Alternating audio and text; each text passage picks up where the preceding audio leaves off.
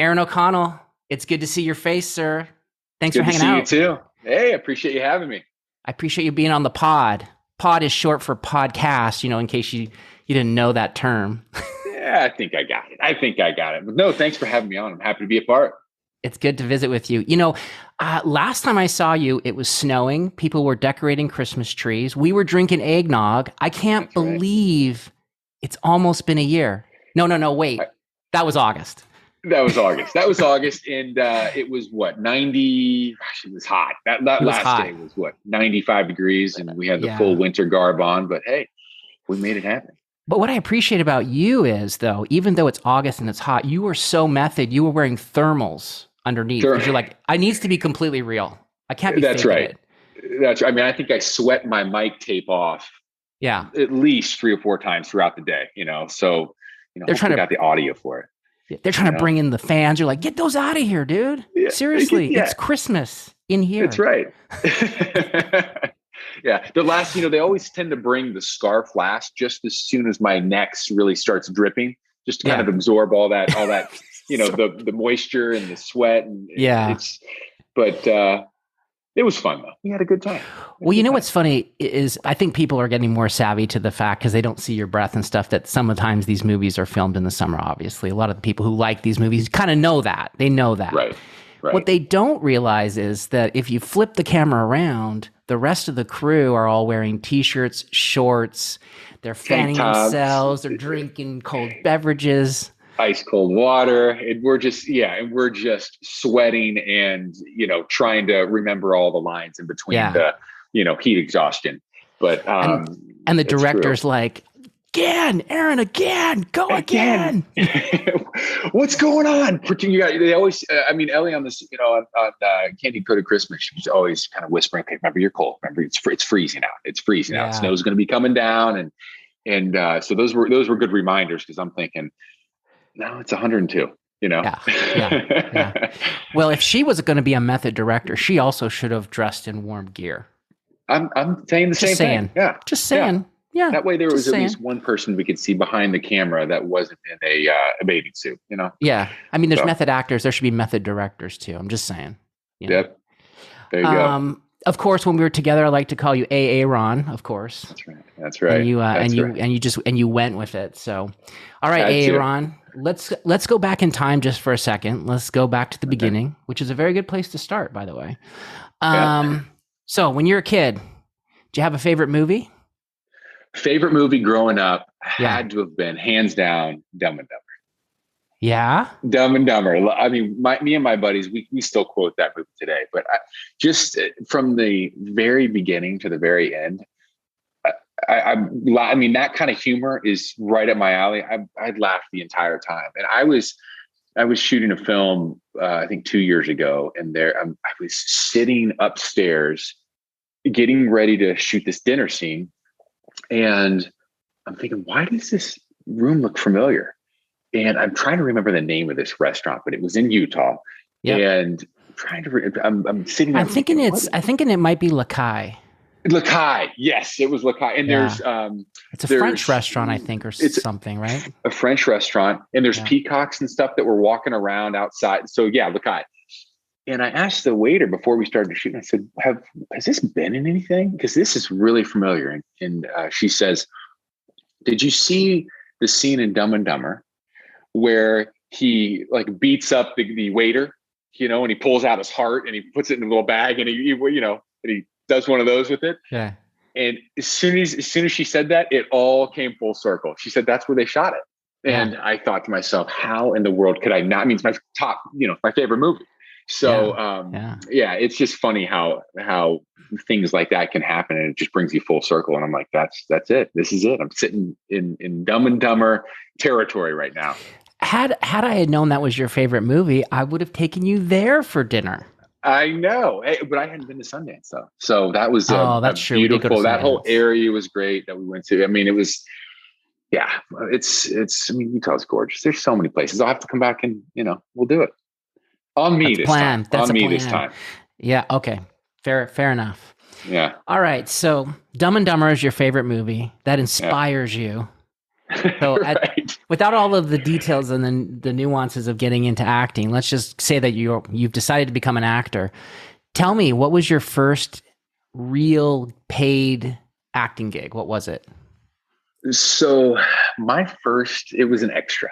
I was an extra on a film called Public Enemies.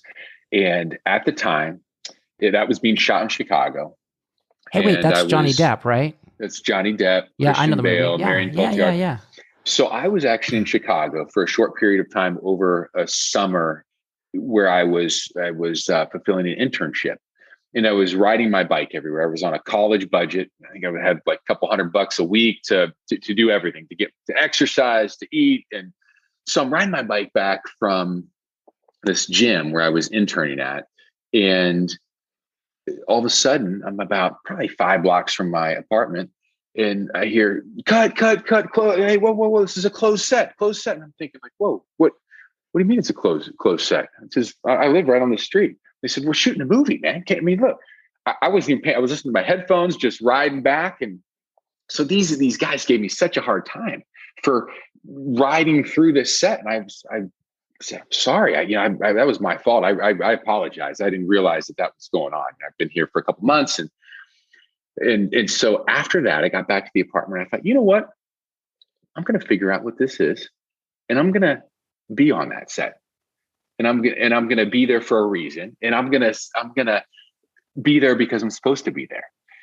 And so I looked up, what movie was going on. I figured out how to become an extra, and 2 days later, I was an extra on that movie, and it was a ballroom scene, and there's a big steakhouse that came in, and they basically gave everybody their food, and I didn't realize that whatever you eat, you have to continually eating to keep every, the takes, the same. And after the first take, I'm like, man, that was a great meal right there. I said, I haven't had steak, and shoot, I'm used to having McDonald's, 4 or 5 times a week. So they said, okay, everybody do it again. They bring me another plate.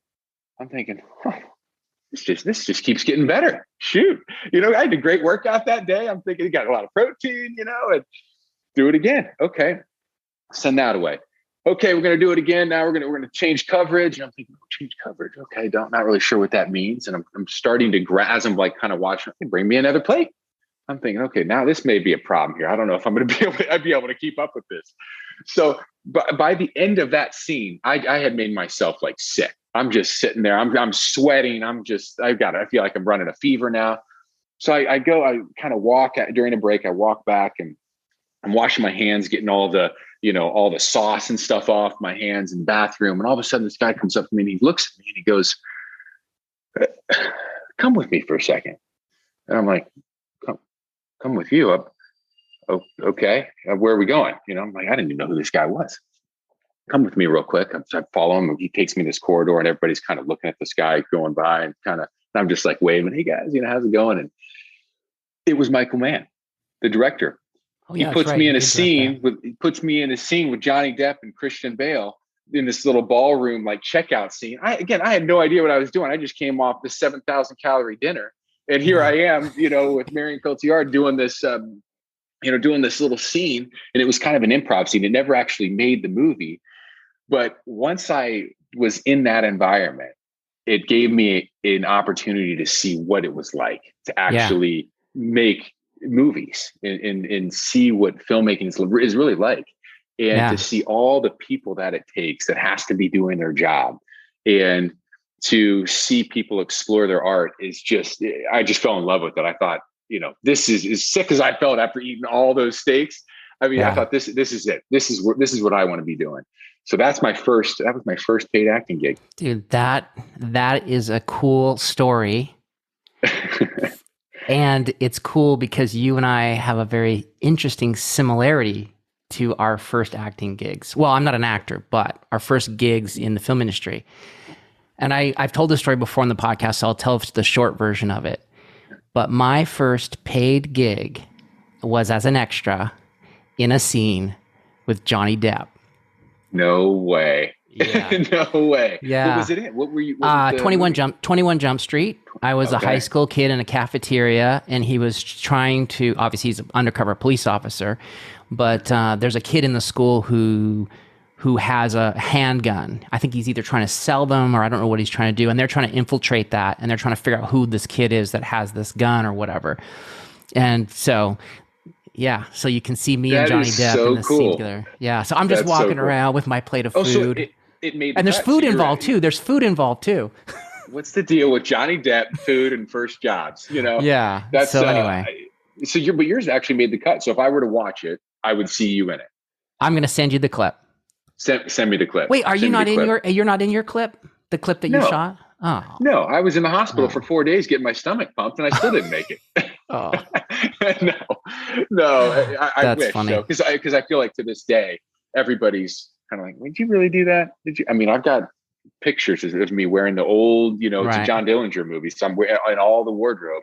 But yeah, it also showed me how long it takes to shoot scenes. Yeah. And, which was interesting. I got to see them try different things and explore, which was pretty remarkable. Great learning experience. Learned a lot on that. Yeah. Well, so you continue to get working gigs, and then you land the thing that really kind of skyrockets your career, right? Yeah. You get to be Wyatt Cryer. Wyatt Cryer Have and Have-Nots. That's right. What year is that? That was 2013. 2013. And of course, that's Perry's production company.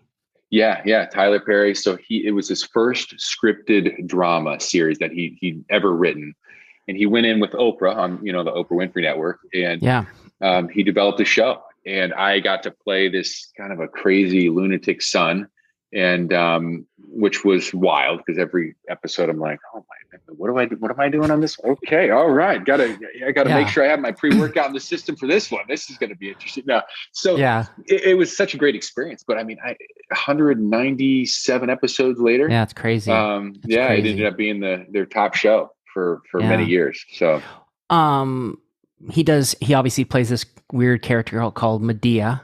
Yeah. There's a lot of those movies. Since you're in his family, he probably considers you to be a brother or a son, tell me, Ron, what's your favorite Medea movie?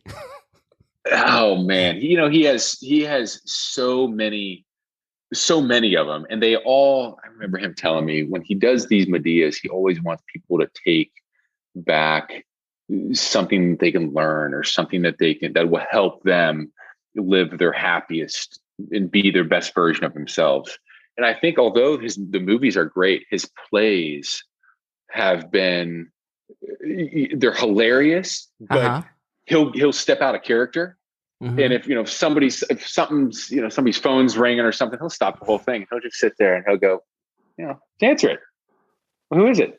And he'll have this whole conversation with the 10,000, person auditorium. So I can't really say if there's like a specific one, other than the fact that the play version of his Medea character is so much more of an intimate experience. And you really get to see, like, I know him on a personal level, and you get to see that really shine when he takes these beats and these moments in between playing Medea, where you see Tyler Perry himself, who started from nothing, living in his car on the street broke, to being able to touch so many millions of people in a way and bring laughter when some people have just really have no laughter in their lives at that time. And he just allows people to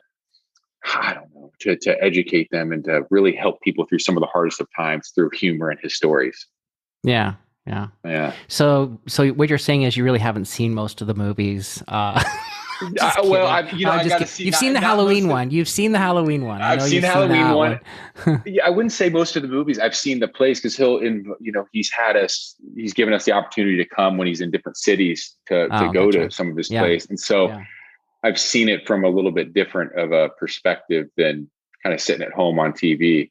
And, I would get, hours of him, on set and be able to, just laugh and have a good time with him. And then, it's been a fortunate journey for, to be able to work with him. I have this little teeny cup, and then you have that giant. I know. You see, I tried to do it off camera here. So Now let's just embrace This, it. This is okay, my just Bob's embrace Big it. Boy. This is my Bob But Big Boy mug. What do you got there? this is the gallon jug. And this basically makes sure that I'm drinking a gallon of water a day. I don't quite always do it, but Yeah. I know But do you is a want great way. to do you want to promote the product here, and we'll send a video to them, and they'll send you some free stuff? Sure. This is called Bottled Joy, and I start every morning with it filled up. And you can see that it's actually down here only because I haven't filled it up yet for today. So this is just to get me through the podcast and stay hydrated. But it's great. It says 7 a.m. you should be here, 9 a.m., 11 a.m., and you just kind of drink it throughout the day. That way you don't have to keep filling up water. Dude, you have sold me on the Bottled Joy product, and I'll send this to them, and they'll promote it, and they'll send you a bunch of free swag. See, that's the kind of friend I am. But you know what? I'm going to have Steph. I'll have to send some of that to you too, because you have to get the Bottle of Joy. I mean, look at this. It's great, and it's heavy duty. It's heavy duty. I love it. All right, hey, let's talk about. So you're on this show for a lot of episodes, and then we segue into Christmas, and I want to unpack that a little bit. Okay, Aaron. Right. So I'm trying to, in my mind, I'm trying to imagine these Crown Media executives, checking out some of your stuff. Hey, there's this kid, Aaron O'Connell. Let's look at his show. And they're like watching. They're like, okay, whoa, Joe Schneider punches him in the face. Okay, the kid can take a punch. Good to know. And they're watching it. Oh, he's doing a scene with some kids. Okay. Oh, he hit the kid. Okay, let's just speed forward. Oh, well, stop. Oh, wait. Oh, he's got a large white bag of something. He's smelling it. Oh, whatever it is, he loves it. Yeah. It could be. I think snow. That's I think that's cocaine, Bob. No. I think it could be snow. No, it could be. He loves snow. Dude, done deal. Let's hire this guy. Here we go. Let's hire this guy. Oh, I mean, is that? I can only imagine that's what was going on.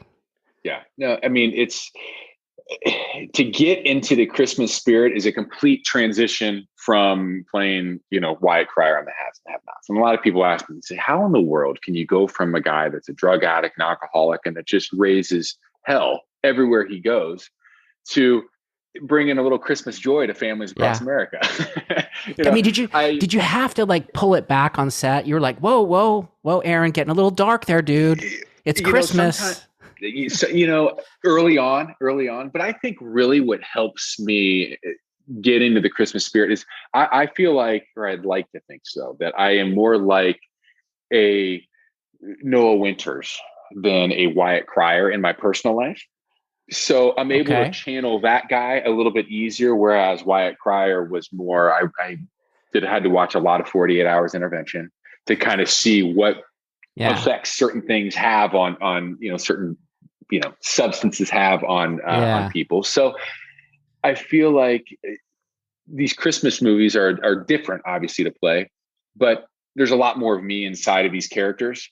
And so I feel like between that and then walking on set when the set deck department has done such a great job transforming my living quarter, my room, my bedrooms, my house, my just wherever you go is just absolutely a Christmas wonderland. So then that really adds to the feeling of Christmas.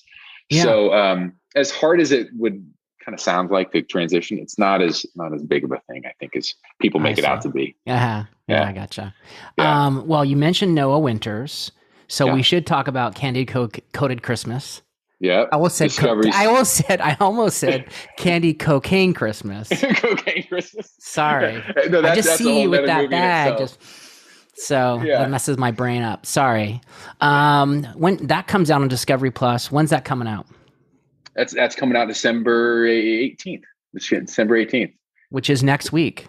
Next Friday. Yeah, December 18th, right? 18th. 19th. 19th. I think it's 19th. My days are all screwed up between that and the time change. I mean, it's getting dark early. I don't know what month is it right now. Hang in there. You can make it.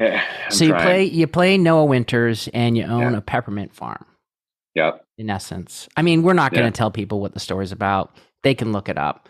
Go check it out, guys. Watch it. Aaron's awesome in it. We had an awesome cast. Fantastic cast. Couldn't have been more thankful to have. I mean, Molly McCook, she's not so bad, right? I mean, her dad was there. Her dad was there to keep her, focused. Yeah. John McCook, he was there. Yeah, I mean, how awesome would it be she got to experience it, to be able to work with your father on a project. I think this might've been the first time they've ever actually worked together on something, right?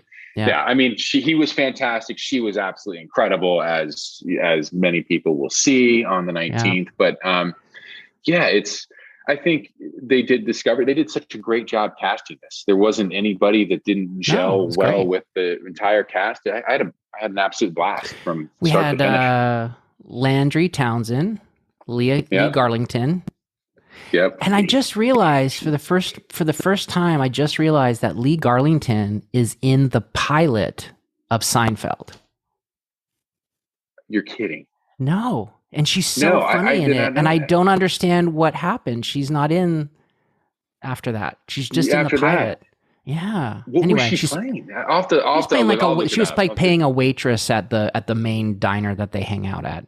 Okay. And she's really funny in it. And I don't know what happened. But anyway, we were lucky to have her in our movie.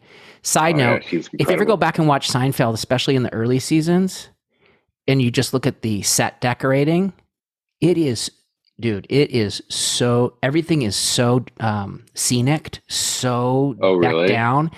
They're in the diner and the wall has so much grease on it and everything. It's almost scary. It's almost you shouldn't be eating in there. It's just it's extreme. It's extreme. Just go back and watch some early episodes of Seinfeld and just look like the laundromat and everything. You're like, this place should be condemned. Like, it's so sketchy. Like, the walls are so dirty. Right. Anyway, just a random thing that a filmmaker sees is things like that. We had Dia Frampton. You've got a good eye. Thanks. Oh yeah. Yeah, Dia Frampton. Dia Frampton, Jay Park, Reed Drummond, of course. Yeah. So it was good, and you had some nice. And she is a huge Kevin Costner fan, and you guys had this montage where we couldn't hear what you were saying, and I kept on telling you in your ear, like, tell her. Like, you just met Kevin Costner and you guys were just hanging out, just like screw with her. Right. You didn't because you're being professional, but I was trying to get you to do it. Some of those montages, I think, it was her first acting job, I believe. And she, I think she was telling me she was a little nervous and stuff, which I think, everybody gets nervous, So I think first starting out, she nailed it out of the park. She needed less takes than I did. And I'm thinking, I got to step up my game a little bit. Here she walks in and she's just, boom, she's done. We got her coverage. It's perfect. Yeah, she was fantastic to work with. And, that montage and stuff those are always, fun to do because it's just improv. You just knock it out of the park. And of course, your tidbits of advice and information, it always helps.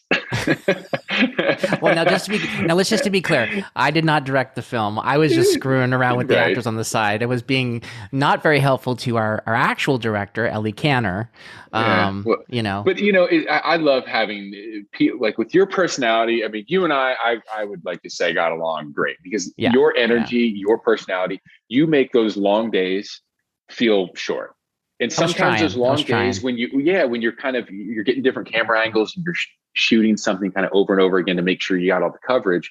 Sometimes it gets kind of exhausting and it's hot. And then you come up and crack a joke and it starts me back to, the first take of the day, which is, you were such a great recharge of everybody's batteries on set. We did have, it was very nice of you. We did have a good time. I would come over with a big snow cone and I'd be like, hey, that scarf's looking a little soggy there, Aaron.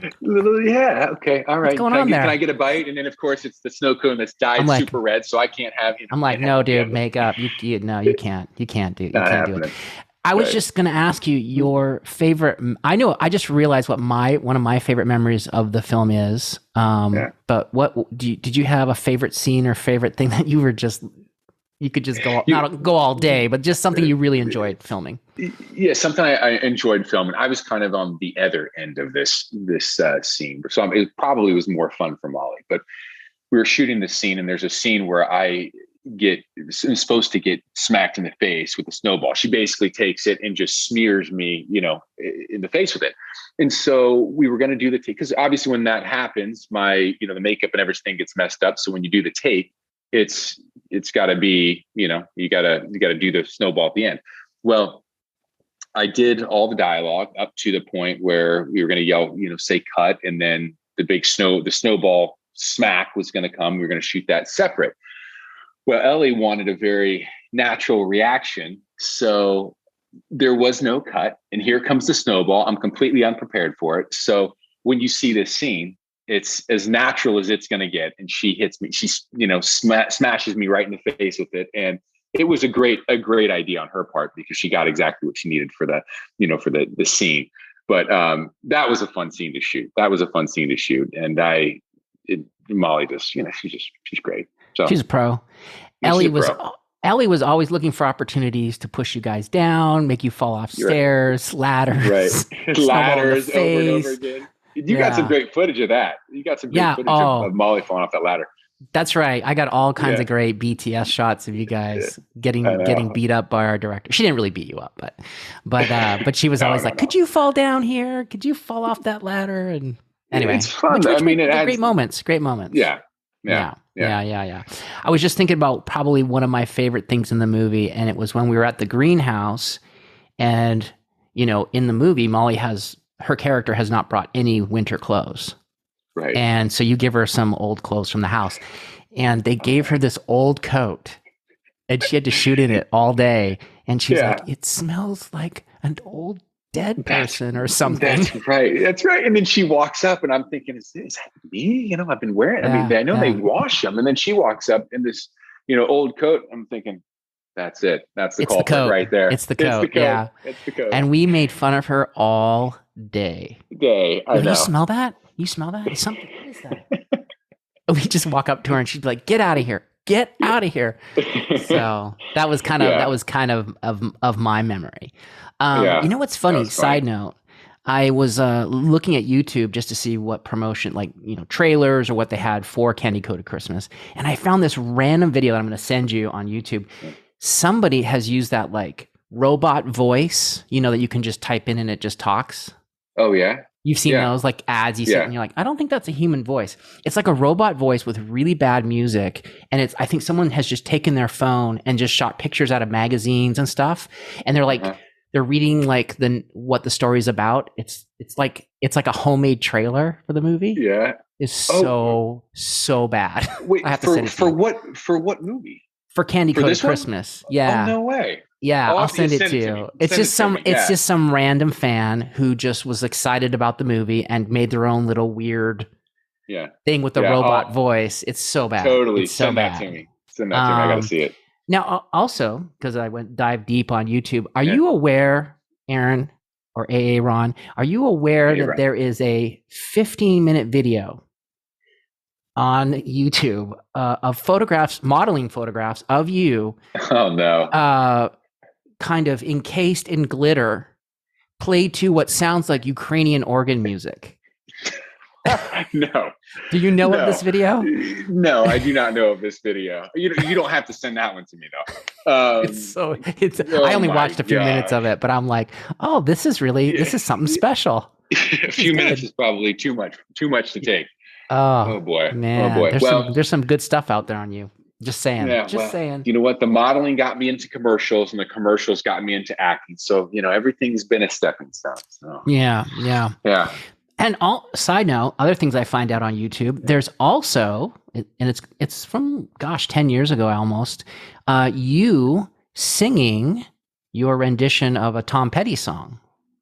Oh, Free Fallin'? Yeah. Oh yeah. That's on there too. Yeah. That's on there too. I didn't know. Man. I mean, I saw you singing in the movie, but I didn't correlate that. That was singing was a big part of who you are. Yeah, singing is. I really enjoy instrumental stuff too. So I'll play a lot of guitar. And I was in a Dave Matthews cover band for years in college. So that's kind of how my guitar playing first started. So that's music's always been a relaxation and kind of an outlet for me. But I still do it to this day. So if acting was not an option for a career, what would you go after? Pilot.